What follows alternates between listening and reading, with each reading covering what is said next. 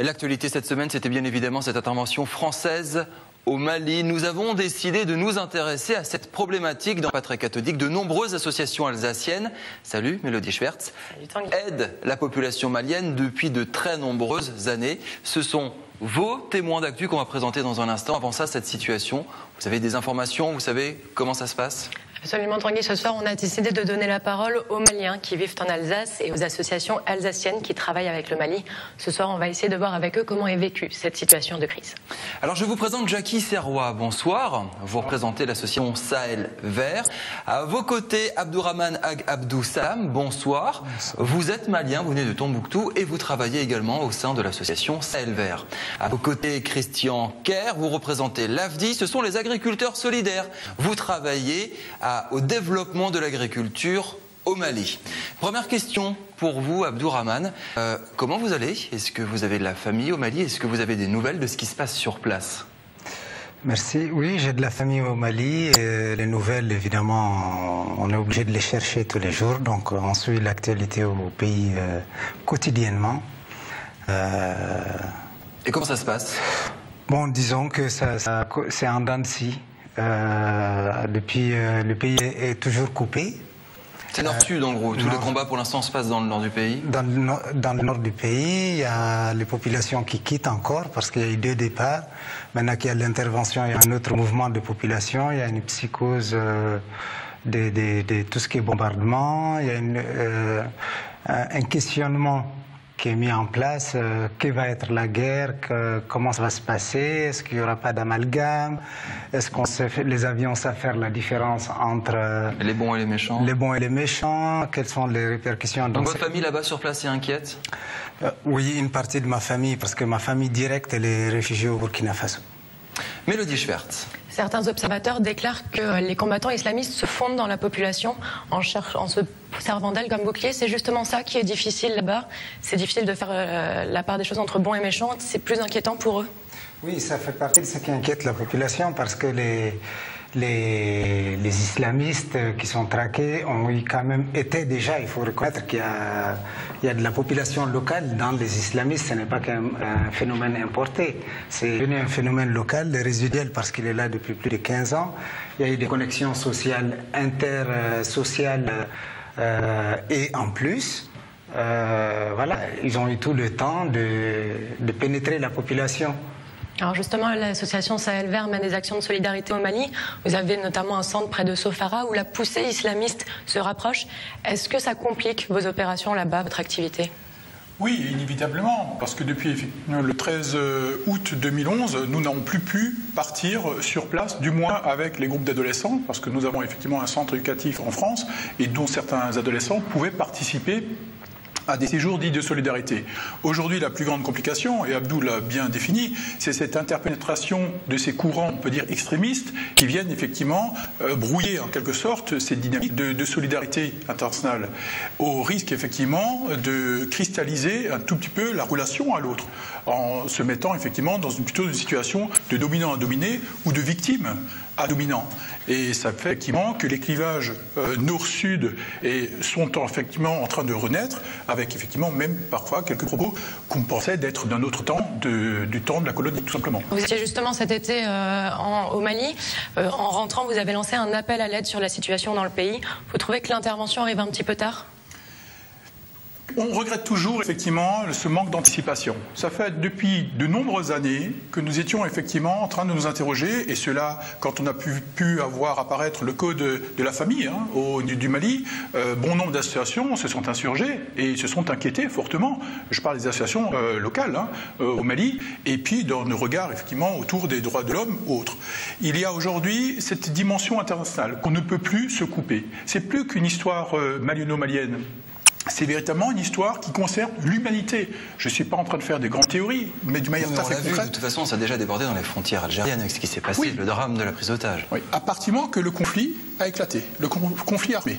Mais auparavant, nombreuses fois, nous aurions pu, nous, société civile, mais aussi nos élus, et je le redis, c'est une invitation, non pas une mise à l'index, mais véritablement, dans nos pratiques aujourd'hui, on ne peut se couper de la sphère politique, de la sphère économique et de la société civile. faut-il effectivement qu'on se pose véritablement les vraies questions autour d'une même table et qu'on puisse avancer ensemble. Christian, vous aussi, votre association mène des actions là-bas au niveau de l'agriculture. Est-ce que vous avez senti à travers votre travail la crise avancer là-bas et la situation se détériorer?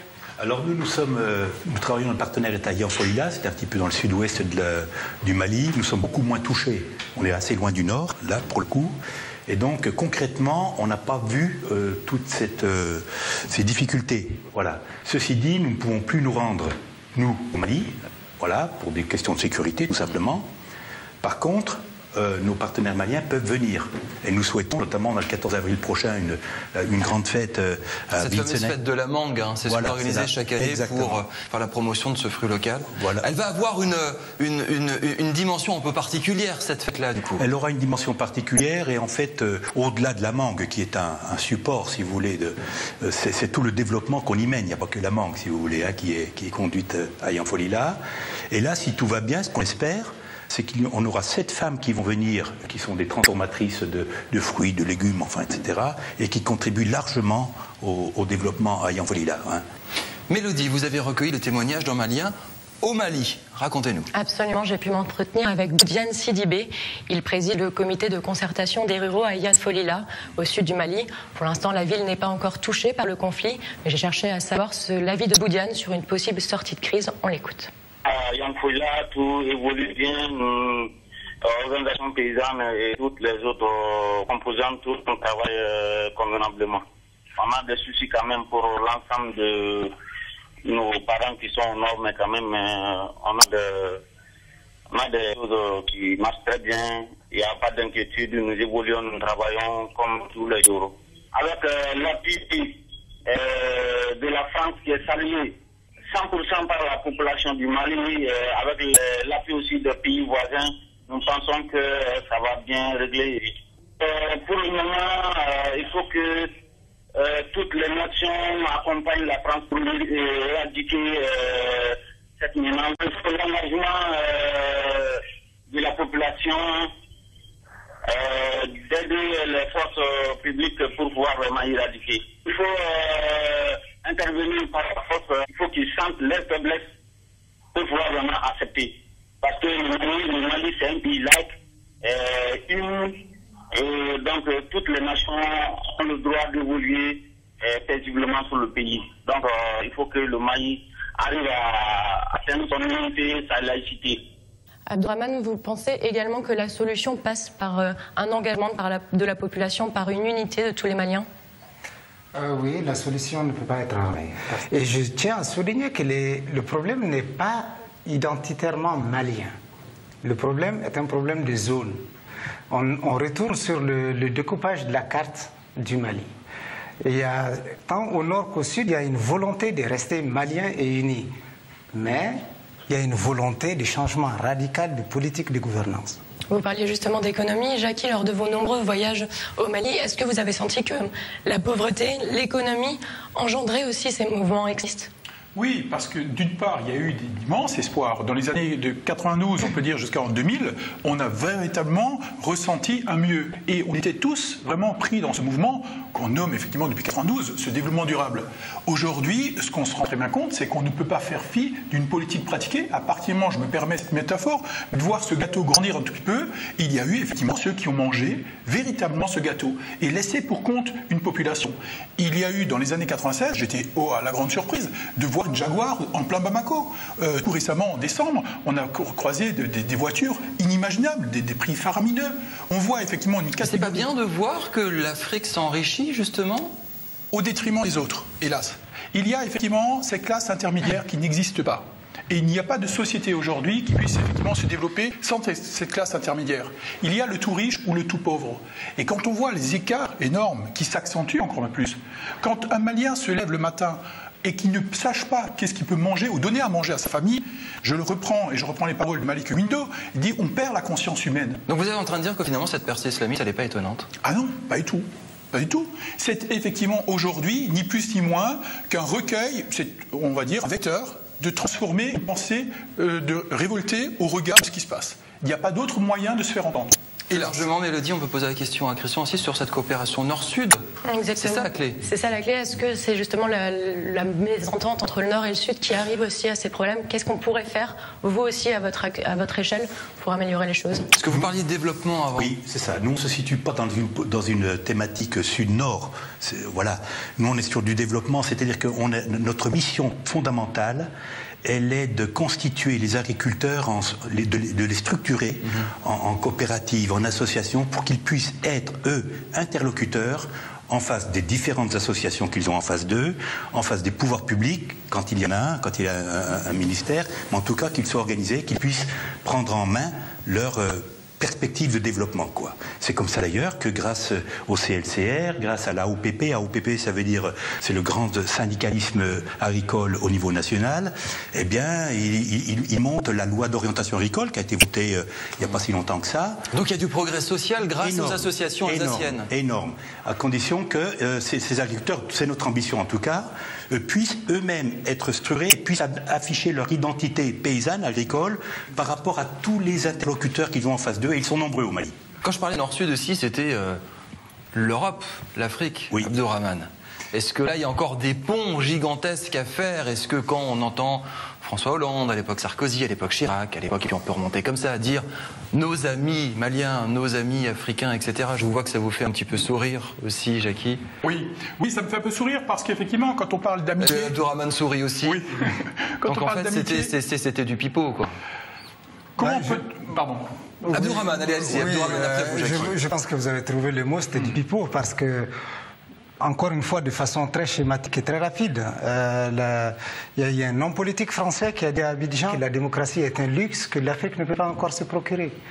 Et en même temps, on nous apporte le principe qui est pas totalement acquis en France comme pays développé, c'est-à-dire une vraie décentralisation.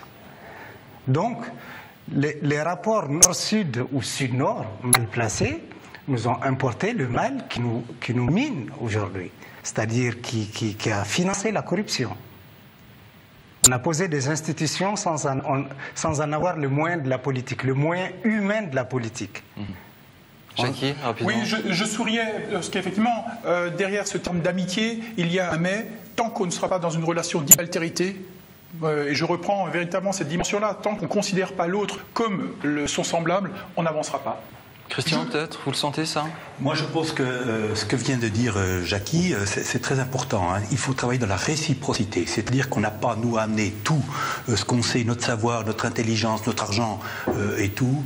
Et là, on ne sait pas bien faire encore, je crois, d'une manière générale. Abdourahmane, j'ai envie de vous laisser le mot de la fin. Merci. Le mot de la fin, pour moi, il va s'axer autour de la redéfinition d'une coopération plus intégrée. C'est-à-dire qu'on parle toujours de solidarité internationale. Et avec ça, on lutte contre l'islamisme. Ben oui, le phénomène de l'islamisme est un phénomène, est une résultante économique. Merci beaucoup Christian Kerr, merci beaucoup Jackie. Association Sahel, association AFDI. La fête de la mangue, rappelez-moi la date, 14 avril prochain. Et ce sera une fête très particulière ici dans la région. Merci d'avoir témoigné aujourd'hui sur le plateau de Patrick Cathodique.